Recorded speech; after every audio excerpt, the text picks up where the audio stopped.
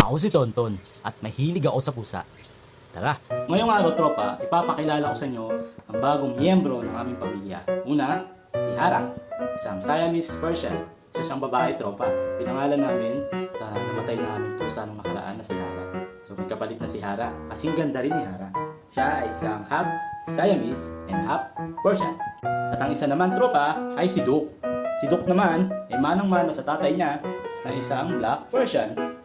Itim na itim, tropa. So, dalawang pusa yung nadagdag sa amin. So, isang lalaki at isang babae. So, ilan na sila lahat? Tara, bilangin natin. Una, si Kitty. Pangalawa, sila Gerta. Pangatlo, walang iba, kundi si Calico. So, yung nadagdag, si Duke. Yung nadagdag, si Hara. So, ilan na sila? 5. Tapos, si Gray, 6. Si Cholo, 7. Si Lucas, 8. Si Toothless, 9. Si Haru, pang 10. And then,